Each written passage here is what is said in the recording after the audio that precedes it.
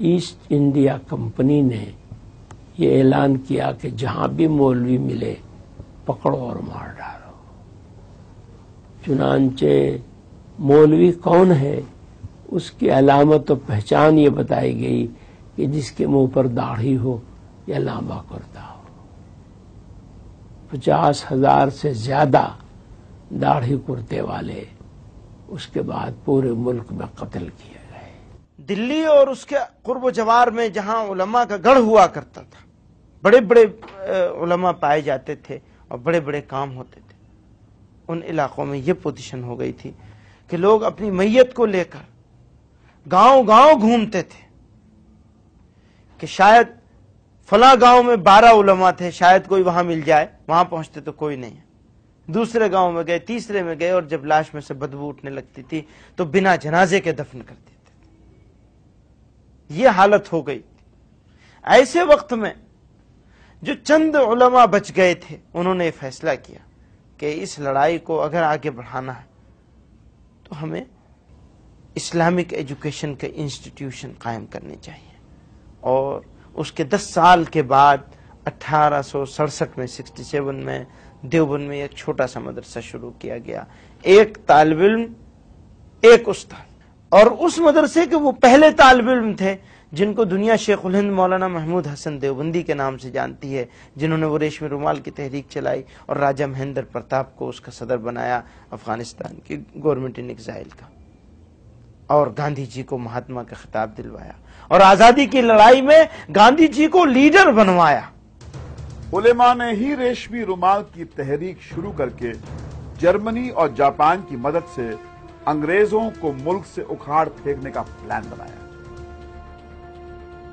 بدقسمتی سے انگریزوں کو ان کے ارادوں کا پتہ چل گیا اور علماء ایک بار پھر انگریزوں کی آنکھ کی کرکری بن گئے. پورے ملک میں سینکڑوں علماء گرفتار کر لیے گئے.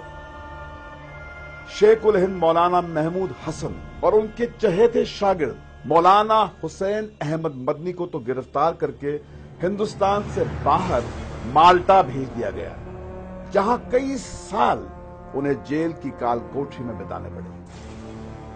اپنی اس ناکامیابی سے علماء یہ بات اچھی طرح سمجھ گئے کہ ہنسا کا راستہ اپنا کر وہ ہندوستان کی غلامی کو ختم نہیں کر سکتے. علماء نے سن 1919 میں جمعیت علماء ہند کے نام سے ایک نئی تنظیم شروع کی اور جن آندولن کو انگریزی حکومت کے خلاف ایک نیا ہتھیار بنایا.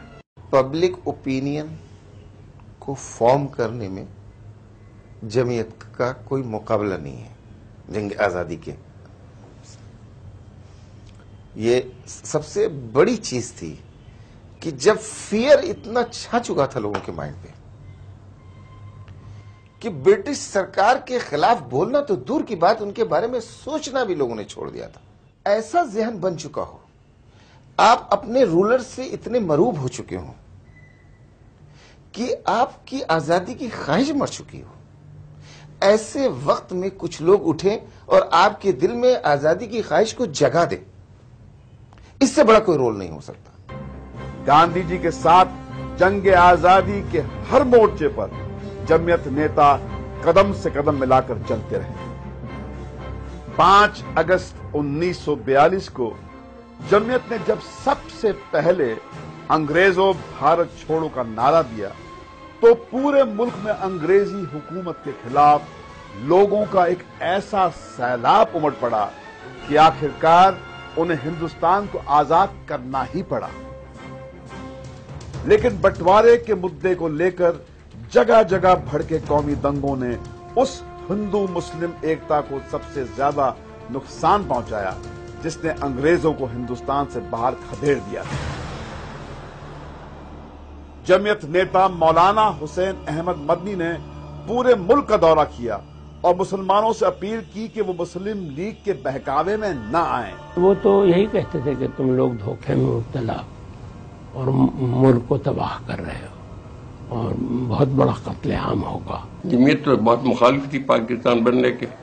بہت زیادہ شدت کے ساتھ مولانا حفیظ الرحمان جو مجاہد ملت گزرے ہیں، گاندھی جی کے بہت قریب تھے، बहुत कोशिश करते रहे वो गांधी जी से कि पाकिस्तान को तस्लीम नहीं करना चाहिए, और जलसों में, बड़े बड़े जलसों में शदीद मुखालफत करते रहे, पाकिस्तान नहीं बनना चाहिए। उन पर उन्होंने, मुस्लिम वालों ने हमले भी कराए और उन्हें जो है कि परेशान करने की बहुत कोशिश की गई, मगर सब बर्दाश्त करते रहे और मुस्लिम लीग की मुखालफत करते रहे बराबर। मुल्क के बंटवारे के समय से लेकर अब तक हिंदुस्तान में कौमी फसादों की कोई 30,000 वारदातें हुई हैं।